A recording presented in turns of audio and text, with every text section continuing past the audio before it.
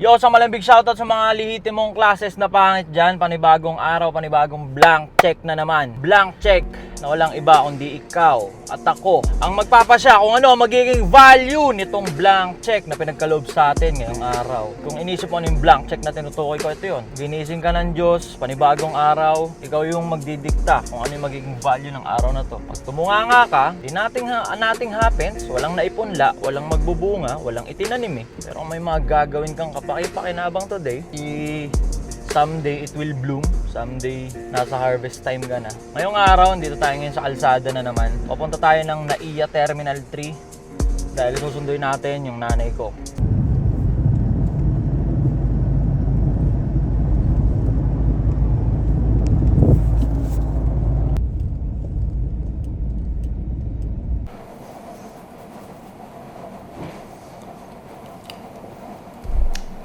Dito na ulit tayo ngayon sa bahay. Hindi na ako nakapag-vlog, hindi na ako nakapag-video dun. Parang ang nangyari, parang mga 2 hours. 2 hours akong nag-aantay dun. Naantay ko yung nanay kung lumabas dun sa salubungan.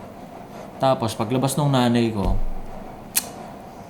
ang gulo pa ng parking doon sa Terminal 3. Naiba yung sistema doon sa parking doon sa Terminal 3. Ang gulo. Tas traffic pa, kaya nawala na ako sa hulog mag-vlog. Kakauwi lang natin dito sa bahay anyway. Kanina, may isi-share sana ako sa inyo ng mga dahilan na gustong-gusto ko. Mga dahilan na kung bakit gustong-gusto kong tumutulala or nagmamasid dun sa airport. Mga dahilan kung bakit gustong-gusto kong napupunta dun sa airport kahit hindi naman ako paalis. Diba? Bilang isang grindset mindset na nilalang. Bilang isang nilalang na may grindset mindset, putang ina. Sorry. Bilang isang nilalang na may grindset mindset, nakakatuwang pumupunta ka ng airport kahit hindi ka naman paalis.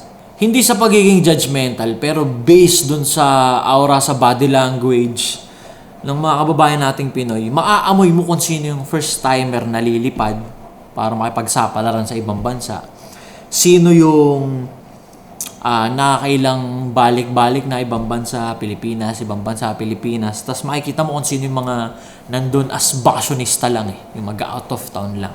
Diba? May 3 uri doon ng kababayan mong Pinoy na magbibigay sa'yo ng lesson. Diba? May 3 uri ng kababayan mo sa airport na magbibigay sa'yo ng lesson. Unang-una, yung kababayan mo na susubok. Makikita mo siya, iba yung body language niya, yung aura niya. Halatang first timer siya.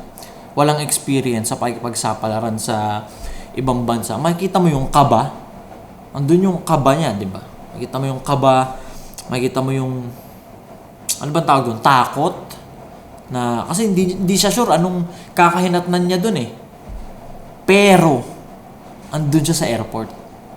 Napagtagumpayan niyang makompleto yung requirements, yung mga kailangang bayaran, and finally, lilipad na siya. Diba? Kahit hindi niya alam yung eksakto, yung konkretong mangyayari or yung konkretong plano sa kanya ng Diyos, once mapunta siya dun sa bansang pupuntahan niya, patuloy niyang ginaganapan. Diba? Andun siya, buo loob niya, lilipad siya. Diba? Magta-try siya ng bago. Nakakatuwa yung ganong energy na makakita ka ng gano'n na lupit. Try siya ng bago. Angas. Diba na ikaw bilang nakikita mo yun, that hindi mawala sa ano mo yun sa virtue mo yun bilang isang nilalang na mag-try ng iba, mag-try ng bago, ng mga bago sa'yo. Kasi nga, hindi ka makaka-experience ng very unusual. Like for example lang, sa pagpapapera. Hindi mo matatamasa, hindi mo ma-experience, hindi mo ma-acquire yung very unusual wealth kung hindi ka magdadagdag ng mga very unusual or hindi mo ma-experience yung kakaibang pera or kakaibang volume ng pera na never mo pang na-experience sa buhay mo kung hindi ka magdadagdag ng mga kakaibang ways or kakaibang learning, kakaibang knowledge na pwede mong i-execute, kakaibang idea na bago sa'yo. Na i-execute mo na makakapag-generate yun ng mga hindi rin usual sa'yo na volume ng resources. I-guess nyo ba? Nakakatuwa makita ng ganong kababayan na despite the fact na kinakabahan siya, hindi niya alam ano yung eksaktong mangyayari sa kanya sa ibang bansa, ginaganapan niya. tinitindigan niya. Nakapila siya dun sa check-in counter. Magche-check-in siya, lilipad siya. Diba, nakakatuwa. Pangalawang uri ng kababayang Pinoy sa airport na nagtuturo sa'yo ng lesson. Yung mga kababayan mo na, alam mong ilang years na siyang OFW. Gano'n na siya, balik-balik na siya. Ibang bansa, Pilipinas, ibang bansa, Pilipinas. Makikita mo doon na yung yung aura niya, yung body language niya. At some point parang malungkot siya kasi aalis na naman siya, iiwanan na naman niya yung pamilya niya. Pero gagawin niya. 'Di ba? Kasi alam niyang nandun sa ibang bansa yung makakapag-generate ng pera, yung makakapagbigay ng magandang buhay sa kanya at sa pamilya niya. Kahit malungkot siya, nang maihiwalay siya sa pamilya niya, makikita mo, aalis siya. Gagawin niya pa rin ang gagawin. Nakakatawa yung gano'n na reminder sa'yo na for you to grow, para ka umandar, talagang kailangan mong paglabanan yung feelings mo. Hindi pwedeng feelings yung iintindihin mo. Kasi pag yung feelings yung hinayaan mong manguna sa'yo, nga. Diba? Ito talaga dapat. Diba? Makikita mo todo yakap sila dun sa pamilya nila, kung may nagatid sa kanila, kung wala man, nakapila sila dun sa check-in counter. Ka-video call nila yung pamilya nila, nagbababay sila. Diba? Makikita mo sa kanila yung lungkot. Pero gagawin pa rin nila ng gagawin. Disregard nila yung feelings nila. Diba? For their own good. Sila yung magbe-benefit dun May maganda silang future dun sa pupunta nila Kahit malungkot, gagawin nila. Sobrang gandang lesson na hindi mo dapat kalimutan na sa journey mo sa pagtamasa ng kung ano mang magandang bagay na gusto mong mangyari sa'yo. Hindi talaga masaya yung journey. Pero kailangan mong ganapan, kailangan mong kilusan, kailangan mong gawin kung gusto mo talaga yung resulta na yun. Diba? Nakakatawa. Pangatlong uri ng kababayan mo na makikita mo sa airport na nagbibigay sa'yo ng lesson, yung mga, alam mo kung sino yung mga kababayan mong mag-out of town lang or kaya lilipad lang papunta sa iba para magliwaliw, magbakasyon. Na nakakaano sila, parang, tangina na ito mga to, sa sarap ng buhay, mas nakakagana siya lalo. Tangina, dapat ganito rin ako. Hindi ka magbibitaw ng sana ganito rin ako. Hindi Diba? Kikilusan ko ngayon 2025 para sa 2026. Ako na tong ganito. Diba? May dala lang backpack. Relax lang. Chill lang. Naka AirPods Pro Max na gano'n, yung headset. Relax lang. Alam mo, babakasyon lang Alam mo, magsasargaw lang. Alam mo, magbuburakay lang. Alam mo, lilipad lang para magliwaliw. Diba? Nakakatuwa yung gano'n. Mas nakakaganang gumana pag nakakita ng mga kababayan mong gano'n na ang lupit ng buhay nila. Diba?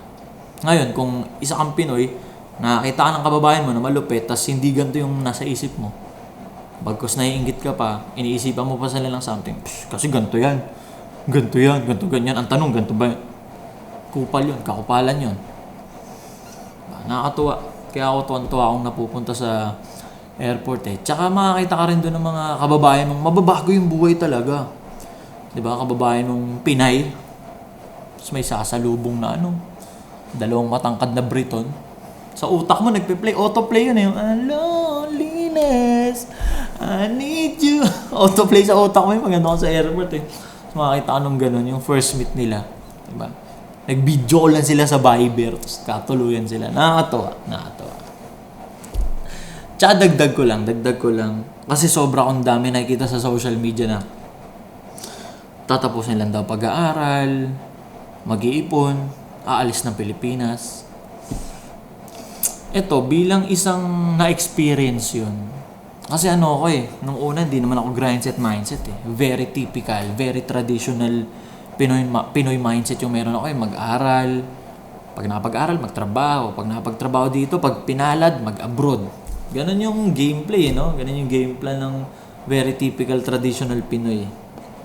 Diba? Ako, ang final say ko dyan, ang pagkaka-evaluate ko dyan sa OFW life, kung ano ka dito sa Pilipinas, i-amplify lang ng abroad. Kung dito sa Pilipinas hindi ka nakapag-generate ng pera, tamad ka. Kahit mag-abroad ka, wala kang ma-generate na pera dun. Kung tamad ka dito sa Pilipinas, walang dahilan para sipagin ka dun. Diba? Check yourself. Pero kung dito sa Pilipinas, sobrang raketero ka na, sobrang dami ka nang makapag-generate ng pera dito, maparaan ka, pagdating dun, mas lalong marami kang magiging racket dun. Pagdating dun, mas lalong marami kang peperahin. Nakadepende talaga sa'yo. Dito sa Pilipinas, very mediocre ka lang, ganun ka lang. Still ka lang, gitna ka lang. Pagdating dun, ganun ka lang din. Diba? Ang mga maganda lang dun, walang pollution. Ako galing ako sa UAE. Diba? Very usual. Dubai. Ganyan. Ako Abu Dhabi, ako galing. UAE. So, kalahating taon ako dun. Walang pollution, walang traffic. Yung mga otoridad dun, yung police, hindi nakakatakot. Yung pag nandyan sila sa paligid mo, pakiramdam mo, safe ka. Tangina dito sa Pilipinas, hindi eh. Pag andyan sila sa paligid, kakabahan ka eh. At walang ginagawa, kakabahan ka eh. Kinang-inang yan. Tapos ibang-iba dun. Pag nakapunta kayo sa ibang bansa, tangina, iwan ng Pilipinas. Mapapaganon ka, real talk. Diba? Yun lang, yun ang ano ko dun. Kung ano ka dito sa Pilipinas, i-amplify lang ng abroad. Pag tulok-tulok ka dito sa Pilipinas, tapos iniisip mo pag nag-abroad ka, doon bibig time ka, hindi. Kung tamad ka dito, tulok-tulok ka dito, tulonggas ka dito, pagdating doon, ganun ka lang din. Mas pa. Kasi imagine, nag-aksaya ka ng pamasahe para doon manulongges, doon tama rin. Check yourself, nasa sa'yo yan. Kung dito nakapag-generate ng pera ka dito, hindi para umalis ka. Kasi amplified yung feelings doon. Pag masayang-masaya ka doon, masayang-masaya ka. Pag malungkot ka doon, homesick na homesick ka doon sagad. Sobrang lungkot sagad. Kaya kung makakapag-trip ka dito sa Pilipinas, andito lahat ng trip eh. Pag-generate ka ng pera dito, sa tingin mo, may mga ways ka, may mga method ka para pumaldo ka dito sa Pilipinas, dito mo gawin. Kasama mo pa pamilya mo, kasama mo pa tropa mo. Diba? Dami ko kasi nakikita sa internet. Mga taing-taing umalis ng Pilipinas. Diba? Kung tulok-tulok ka dito sa Pilipinas, pagdating dun, mas tulok na tulok ka lang din. Lagi niyong tatandaan yan. Kasi ako, akala ko, uy, abroad. Dahil pera dun, ganyan. Paglapag ko nga dun sa abroad, mas tumaas yung respeto ko sa mga OFW. Legit.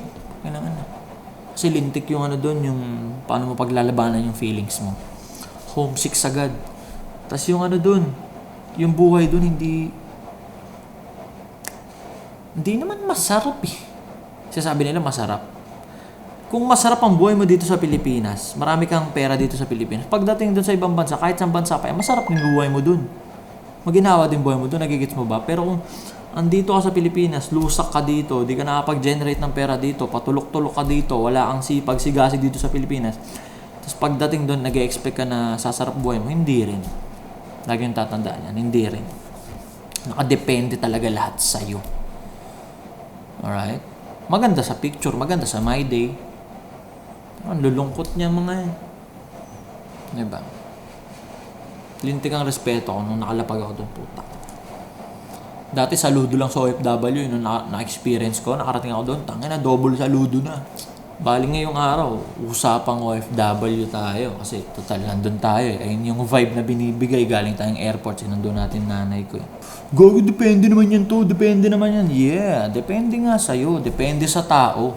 Yan na muna. Wala na masyadong mahabang outro. Dito ko muna tatapusin itong video. Alright? Kita kasi tayo maya-maya lang konti.